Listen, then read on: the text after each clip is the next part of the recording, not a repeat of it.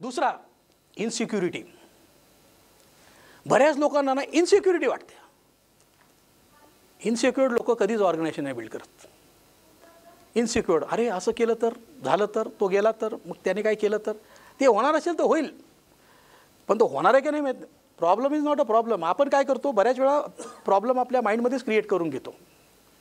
वर is the interest you pay for the problem which is not due for payment. Okay, काळजी हे एक असं व्याज आहे जे तुम्ही भरता, ओके, जे ॲक्च्युली प्रॉब्लेम अजून आलेलाच नाही आहे. आणि बरेचसे तुम्ही विचार करतात ना, ते प्रॉब्लेम कधी लाईफमध्ये होतच नाहीत. आणि जे होतात ना ते एवढे वेगात होतात की तुम्हाला थोडा पण वेळ मिळत नाही. झुपकन होतो तो, आणि तुम्ही डायरेक्ट काहीतरी तुम्ही विचार केलेले प्रॉब्लेम कधीच नाही होत. काहीतरी भलतेच प्रॉब्लेम होतात जे तुमच्या आज साईटवरती पण नाही. सो इनसिक्युरिटी हा खूप मोठा प्रॉब्लेम आहे. इनसिक्युरिटीमध्ये 3 गोष्टींवर काम करायचं आहे. सगळ्यात पहिला आहे इगो. इगो. जर तुमच्या डिस्कशनमध्ये, तुमच्या टीम मीटिंगमध्ये, ओके, सगळे ओपनली बोलत नसतील तर पहिला प्रश्न आहे, टीम मीटिंगमध्ये, मॉर्निंग मीटिंगमध्ये किंवा वीकली मीटिंगमध्ये सगळे लोक ओपन होऊन बोलतात का? ओके. सगळ्यात बेस्ट आयडिया डिस्कशनमध्ये नेहमी तुमची सोडून दुसऱ्यांची असते का? जेव्हा तुमची एक आयडिया असते आणि दुसऱ्यांनी एक आयडिया दिली, जर ती चांगली असेल तर डिस्कशन तुमच्या आयडियावरनं दुसऱ्याच्या आयडियावर जातं का?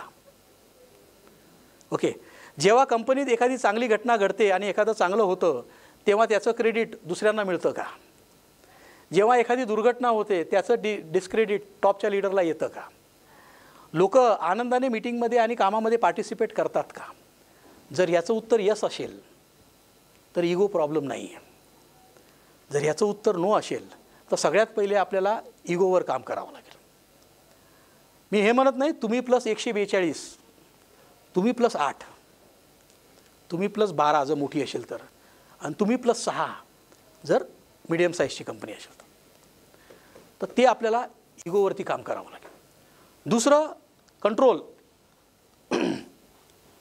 इनसिक्युअर्ड लोक कंट्रोल आपल्याकडे ठेवतात.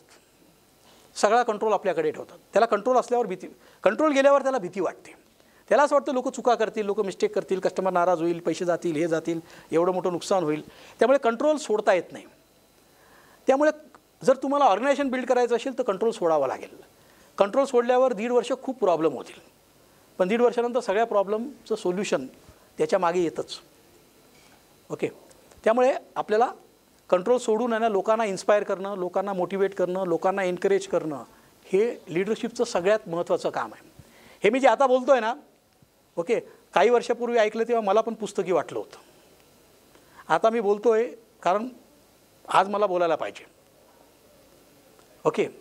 हे आज पुस्तकी वाटू शकतं, पण प्रत्येकाच्या लाईफमध्ये एक स्टेज येईल जेव्हा ती गोष्ट खरी होईल. हा झाला इगो. ट्रस्ट.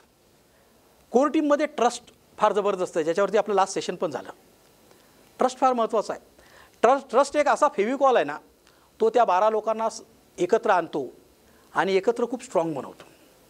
काही लीडर जे ट्रस्टचा वापर करतात ते लोक फार चांगली टीम बिल्ड करतात. काही लीडर आहे जे ते ट्रस्टवरती यकीनच नाही करत. ओके. तर हे आपल्याला ठरवायचं आहे की आपल्याला करायचं काय. तर